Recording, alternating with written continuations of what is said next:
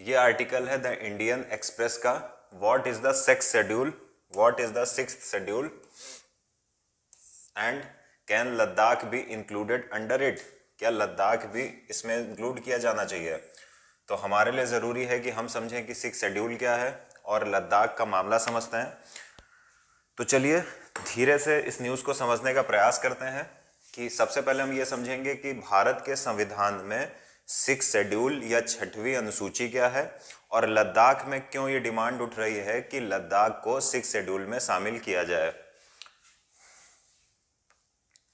तो ये देखिए, लोग ऐसे कुछ our demand sixth schedule tribal safeguard for Ladakhi people, land, culture and environment. तो चलिए समझते हैं है क्या। देखिए, हमको पता है कि भारत की संसद ने एक एक्ट पारित किया था, Jammu and Kashmir reorganisation act 2019, और उस एक्ट के माध्यम से जम्मू कश्मीर नामक जो एक राज्य था उसको 2 यूटीज में बदल दिया गया।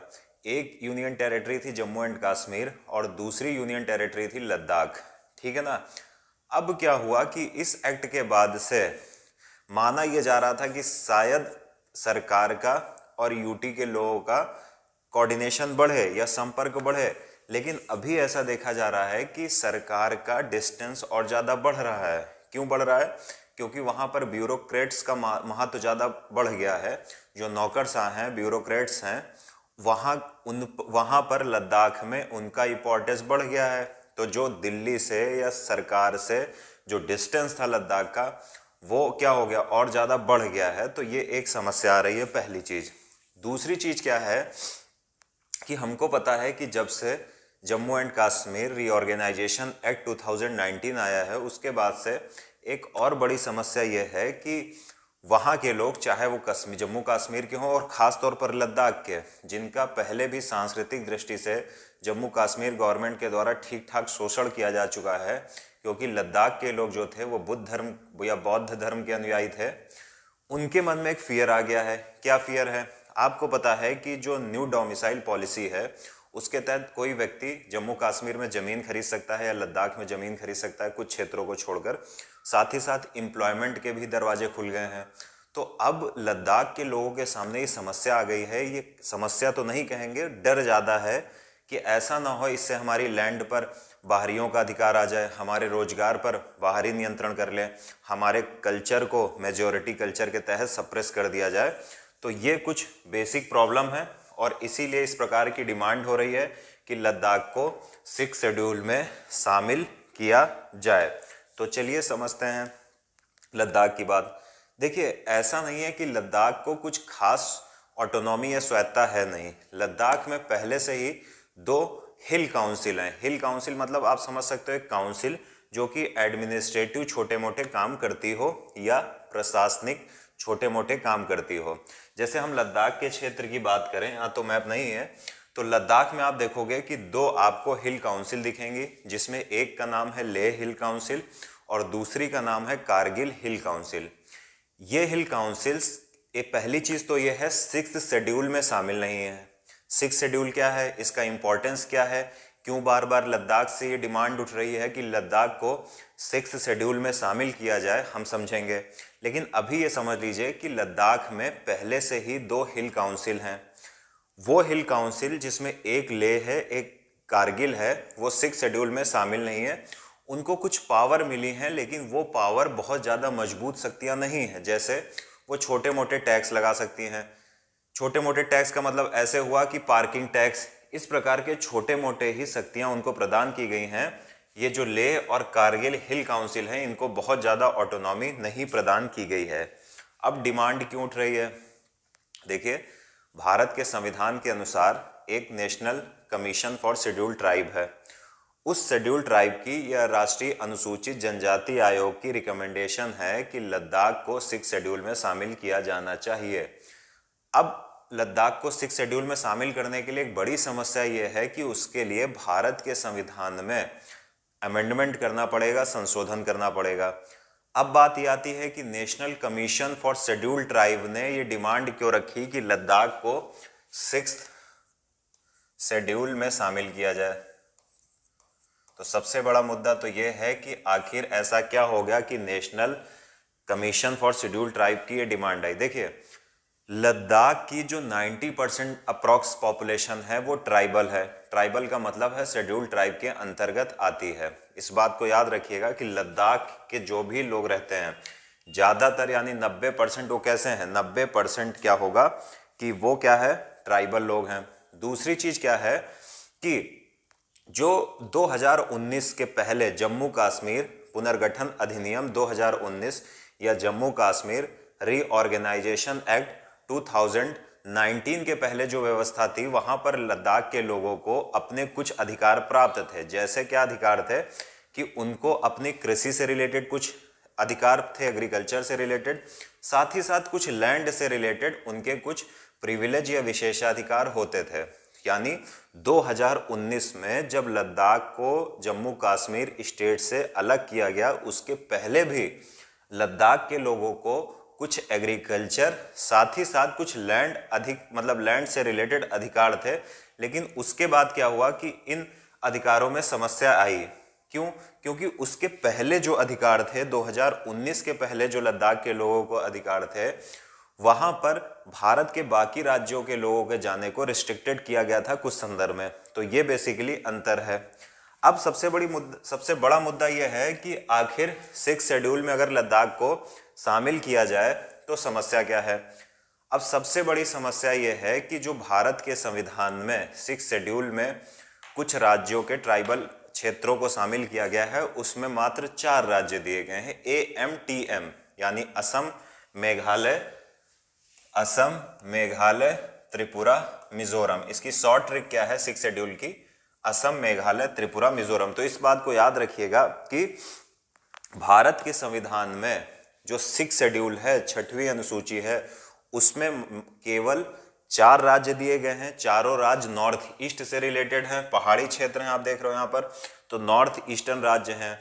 अब ये 4 राज्य कौन है? असम, मेघालय, त्रिपुरा, मिजोरम। 4 राज्यों, ऐसा नहीं कि सिर्फ ट्राइबल जो पॉपुलेशन है वो केवल इन्हीं 4 राज्यों में है। ट्राइबल पॉपुलेशन इन 4 राज्यों के अतिरिक्त भी बहुत सारे राज्यों में है।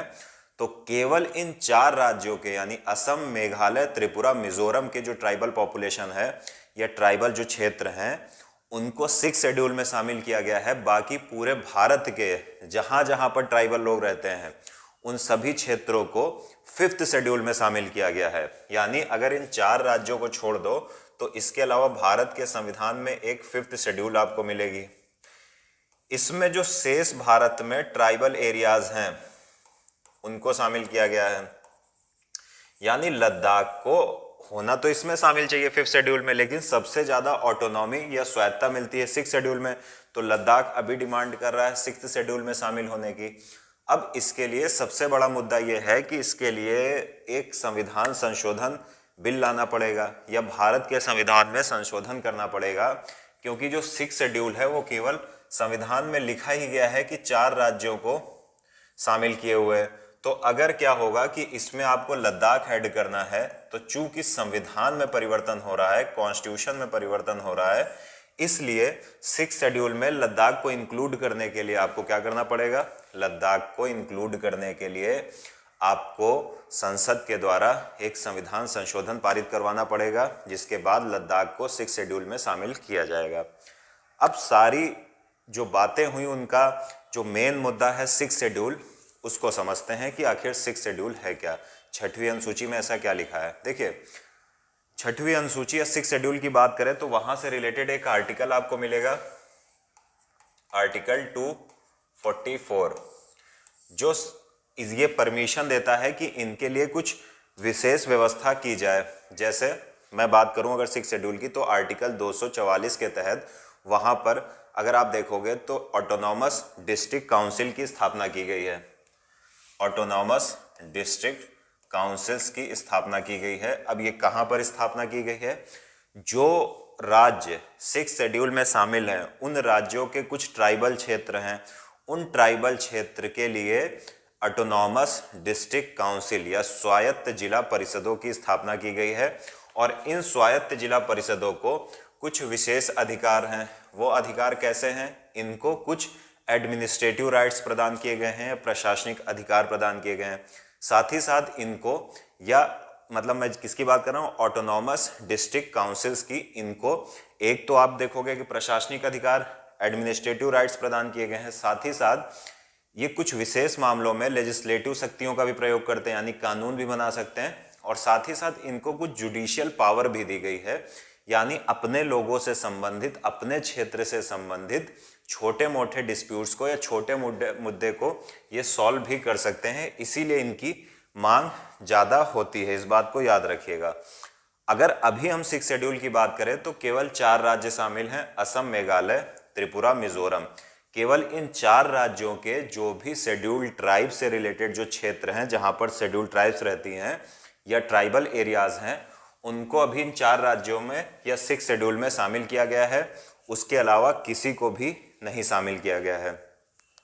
अब बात करते हैं कि 6 शेड्यूल के अंतर्गत ऑटोनॉमस डिस्ट्रिक्ट क्या होता है। देखिए, ये बहुत खास शक्ति है जो राज्य 6 शेड्यूल में शामिल होते हैं, इसीलिए डिमांड उठती है बार बार।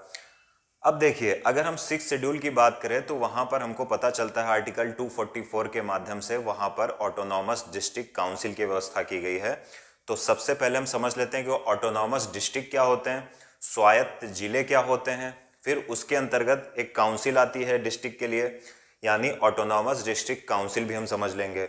तो सबसे पहले हम समझ लेते हैं कि ऑटोनॉमस डिस्ट्रिक्ट क्या होते हैं। देखिए, इंडियन कॉन्स्टिट्यूशन के 6 शेड्यूल में जिन 4 राज्यों को मेंशन किया गया है, असम, मेघालय, त्रिपुरा, मिजोरम, इन राज्यों के ट्राइबल एरियाज को ऑटोनॉमस डिस्ट्रिक्ट बोला जाता है, इस बात को याद रखिएगा। यानी असम, मेघालय, त्रिपुरा, मिजोरम जो कि 4 राज्य हैं जो 6 शेड्यूल में मेंशन्ड हैं, इनके जो भी ट्राइबल क्षेत्र हैं जहां पर ट्राइबल पॉपुलेशन रहती है, उनको क्या बोला जाता है, उन्हीं को बोला जाता है ऑटोनॉमस डिस्ट्रिक्ट।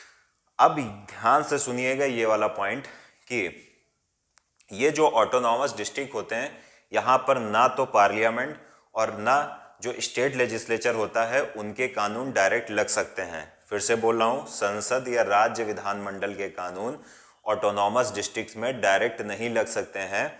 इसको कुछ मॉडिफाई करके या कुछ परिवर्तन करके उसमें लागू किया जा सकता है।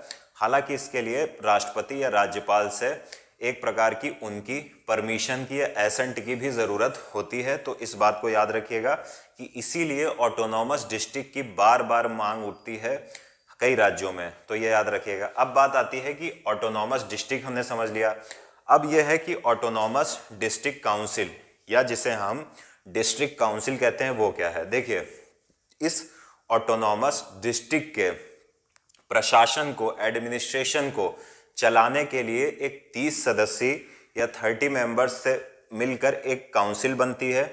उस काउंसिल के जो 30 सदस्य हैं उसमें 24 उस ऑटोनॉमस डिस्ट्रिक्ट से इलेक्टेड होते हैं, 24 इलेक्टेड होते हैं और 6 राज्यपाल द्वारा नॉमिनेट किए जाते हैं। इस बात को याद रखिएगा कि मैं फिर से बोल रहा हूं, ऑटोनॉमस डिस्ट्रिक्ट क्या है, असम, मेघालय, त्रिपुरा, मिजोरम के राज्य जो हैं 4, इनके जो ट्राइबल एरियाज हैं उनको हम कहते हैं संविधान के अनुसार ऑटोनॉमस डिस्ट्रिक्ट। अब इन ऑटोनॉमस डिस्ट्रिक्ट के शासन को चलाने के लिए एक विशेष प्रकार की काउंसिल की व्यवस्था की गई है जिसे हम बोलते हैं ऑटोनॉमस डिस्ट्रिक्ट काउंसिल। अब इस ऑटोनॉमस डिस्ट्रिक्ट काउंसिल में 30 मेंबर होते हैं, जिसमें से 26 मेंबर ऐसे होते हैं जो इलेक्टेड होते हैं और 4 मेंबर ऐसे होते हैं जिनको राज्यपाल नॉमिनेट करता है। मैंने पिछली बार गलत बोला था, मैंने शायद 24-6 बोला, जबकि 26-4 होता है। 26 मेंबर उस डिस्ट्रिक्ट से या ऑटोनॉमस डिस्ट्रिक्ट से इलेक्ट होंगे और 4 मेंबर गवर्नर द्वारा नॉमिनेट किए जाएंगे। तो ये ऑटोनॉमस डिस्ट्रिक्ट काउंसिल उस जिले के या स्वायत्त जिले के प्रशासन के लिए बहुत ही ज़्यादा ज़रूरी होती है, तो इस बात को याद रखिएगा। अब एक चीज़ और समझ लेते हैं कि क्यों बार बार ये 6 शेड्यूल में जाने की डिमांड होती है और क्या ऐसी पावर्स मिल जाती हैं जो बहुत बाकी राज्यों को नहीं मिल पाती हैं, बाकी राज्यों के जिलों को नहीं मिल पाती। देखिए, अगर हम बात करें ऑटोनॉमस डिस्ट्रिक्ट काउंसिल की तो इनको कुछ विशेष पावर मिल जाती हैं। देखिए, जहां पर जिस भी ऑटोनॉमस डिस्ट्रिक्ट में डिस्ट्रिक्ट काउंसिल होती है वहां पर एक सेपरेट रीजनल काउंसिल भी होती है, एक आप ये समझ लो कि एक अलग से एक क्षेत्रीय परिषद भी होती है। तो इस बात को भी आप लोग याद रखिएगा। अब अंतिम चीज देख लेते हैं कि आखिर इन डिस्ट्रिक्ट काउंसिल को या सेपरेट रीजनल काउंसिल को कौन सी शक्तियां मिल जाती हैं जिसके कारण कई राज्यों में बार बार ये डिमांड उठती है कि ऑटोनॉमस डिस्ट्रिक्ट काउंसिल की स्थापना की जाए। देखिए, होता क्या है कि इन डिस्ट्रिक्ट काउंसिल को कुछ विशेष पावर मिल जाती हैं, चाहे वो डिस्ट्रिक्ट काउंसिल हो या सेपरेट रीजनल काउंसिल हो। ये उस डिस्ट्रिक्ट में लैंड से रिलेटेड, फॉरेस्ट से रिलेटेड, या आप ये समझ लो कि उत्तराधिकार से रिलेटेड, शादी से रिलेटेड, डाइवोर्स से रिलेटेड अपने कानून बना सकती हैं अपने कल्चर के अनुरूप। फिर से बोल रहा हूं कि ये डिस्ट्रिक्ट काउंसिल या सेपरेट रीजनल काउंसिल अपने कल्चर के अनुरूप क्या कर सकती हैं, जंगल से संबंधित कानून बना सकती हैं। इसी तरह आप देखोगे भूमि से संबंधित कानून बना सकती हैं, उत्तराधिकार से संबंधित कानून बना सकती हैं, विवाह से संबंधित कानून बना सकती हैं, तलाक से संबंधित कानून बना सकती हैं। तो इसीलिए लद्दाख के लोगों द्वारा अभी इन डिस्ट्रिक्ट काउंसिल की मांग की जा रही है, या दूसरे शब्दों में हम कहें कि ये डिमांड की जा रही है कि लद्दाख को भी भारत के संविधान के 6th शेड्यूल में शामिल किया जाए, जहां पर पहले से असम, मेघालय, त्रिपुरा, मिजोरम है। बड़ी समस्या यह है कि संविधान ने केवल 4 राज्यों को या 4 राज्यों के ट्राइबल एरियाज को 6th शेड्यूल में शामिल किया है, बाकी राज्यों के ट्राइबल एरियाज को 5th शेड्यूल में शामिल किया गया है। इसलिए सबसे बड़ी समस्या यह है कि अगर लद्दाख को 6th शेड्यूल में असम, मेघालय, त्रिपुरा, मिजोरम के साथ शामिल किया जाएगा तो इसके लिए संविधान संशोधन की या कॉन्स्टिट्यूशन अमेंडमेंट की ज़रूरत है। तो उम्मीद है ये न्यूज़ आपको पसंद आई होगी।